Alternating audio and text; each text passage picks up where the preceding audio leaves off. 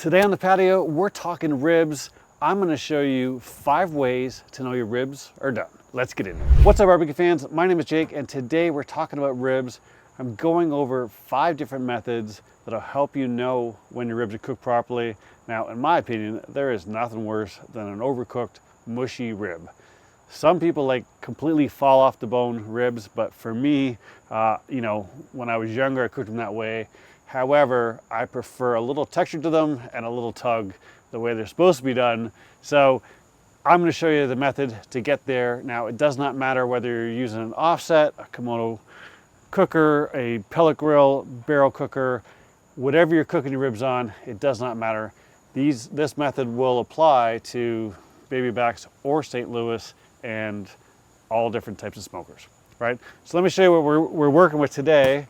Today, we've got some St. Louis style ribs. Let me give these a quick spray. They're looking a little dry. It looks like I need a little bit more water here.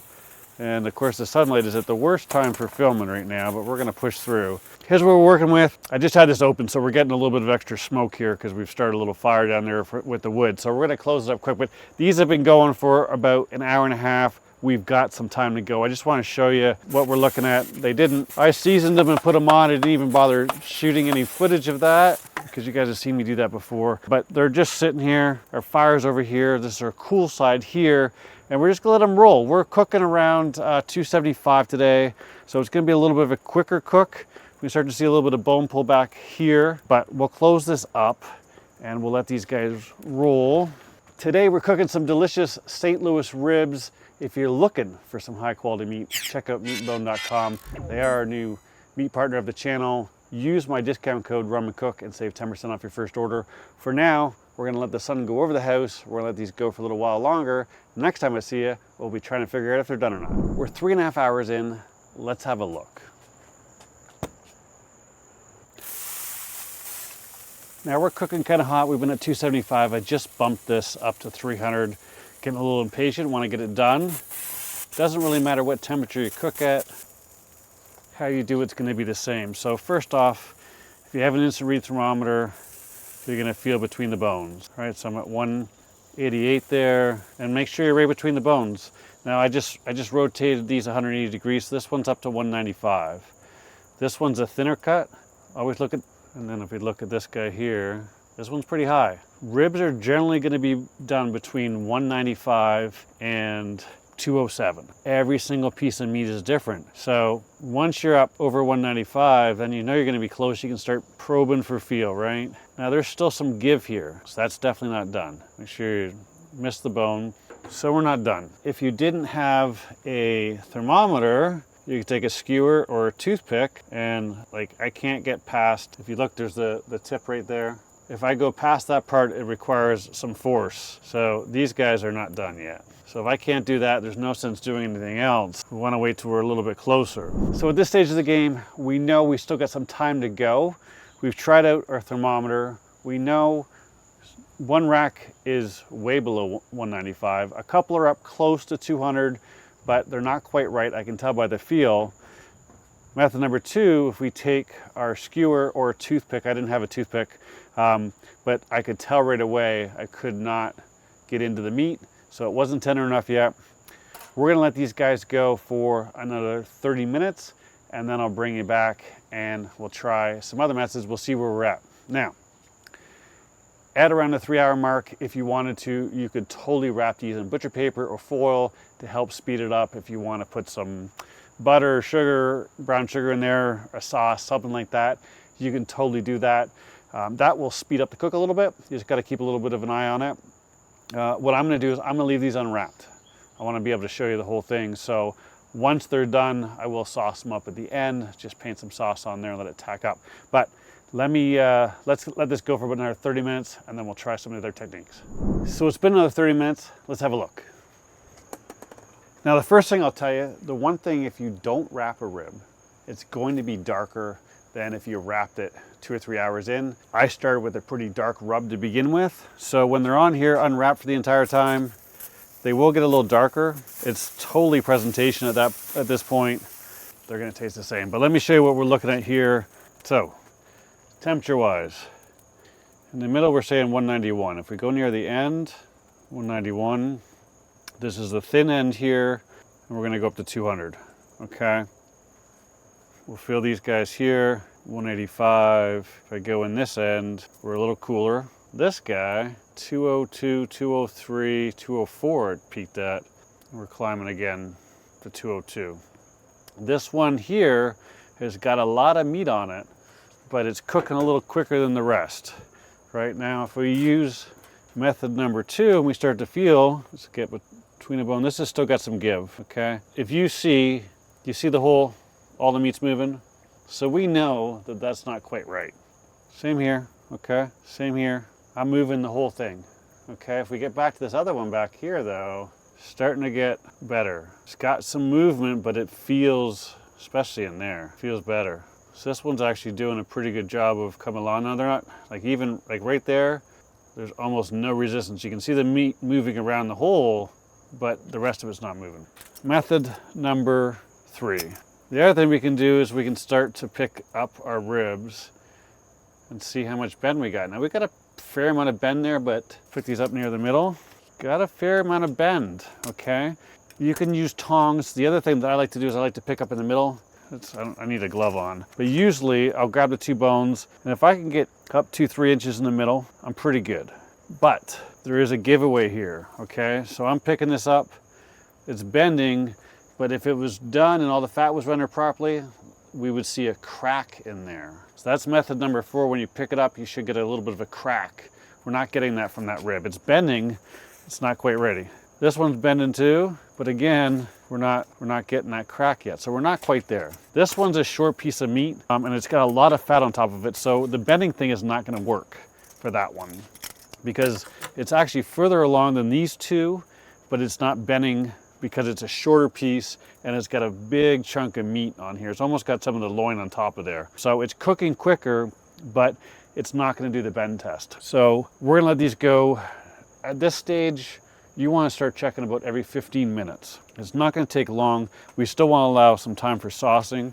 They're drying up a little bit, so we'll get them a little bit. You don't soak them, just get some water on there. So we're getting there. We're very, very close. We're going to go another 15 minutes and then I'm going to check them. The next time I bring you back, I'm going to show you the 5th and final way to tell if they're done. So at that point in time, they'll be done and ready to get some sauce. All right, light is fading quick. We've got one done. Let me show you up close. But they are kind of dark. A little bit of moisture on that one there. All right, so let me show you temperature first. They've come down a little bit since I had this open. I checked them. 205 to 200. Now, if we look at this guy now, find where there's no bone, see how much further I can go in, and I'm barely pushing on it. And it comes out nice and smooth. No tug. All right, so this one's good. This guy still got some tug. This guy's really close. Okay, and let me show you how I can tell this guy's close. I picked this up before. We did a little bit of our bend test, and you can see right in there we've got some cracking. Okay, cracking up there.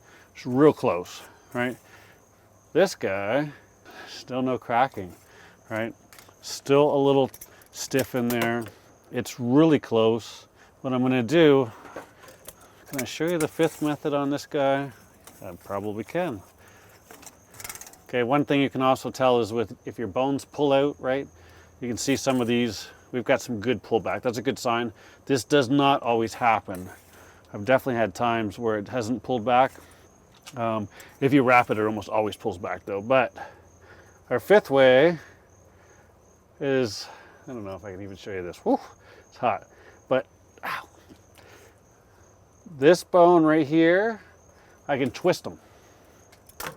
So they're just released from the meat. That's your 5th and final way. You can twist the bone a little bit. You're not gonna 360 degree it unless you've overcooked it, but you're gonna be able to have a little bit of motion on it just like that. This one's done. I'm gonna throw some sauce in the back real quick. Make sure we get the sides. Perfect. And you could wait and let that tack up. Ideally, you would wait and let it tack up. I'm running out of daylight and time at this point. So We're gonna flip that over and kind of rush this a little bit. Once these are done, they still gotta sit and rest like 15 minutes, okay?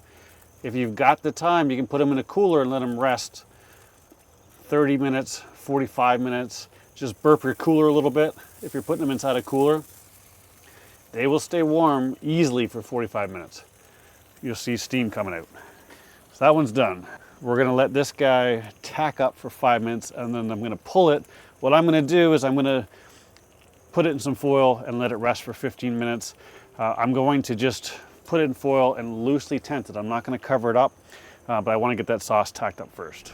It's been 7 minutes. Our sauce is tacked up just the way I want. Let me show you what it looks like.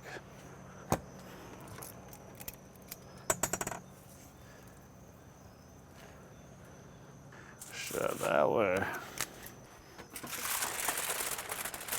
Slide on there, boy. So great looking set of ribs here. You can see they're a little darker around the edges.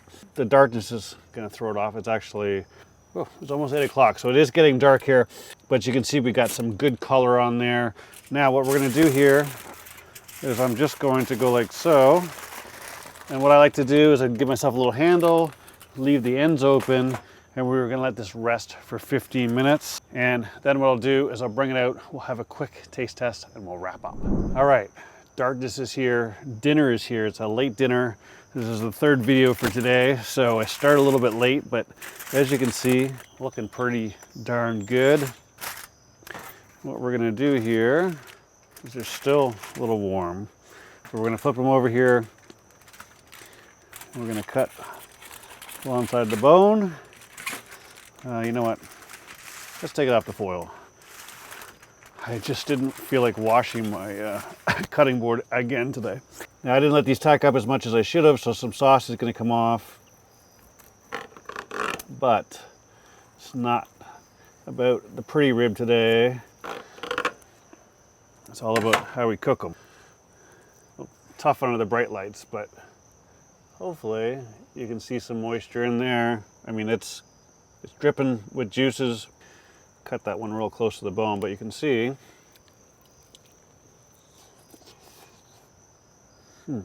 Nice clean bite. This is not a great example. Got a broken bone there. Both these I cut real close to the bone, but you should have a nice clean bite.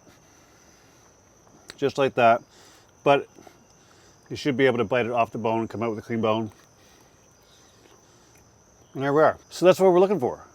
A nice clean bite. Should be able to see a clean bite through there. Your second bite should give you a clean bone.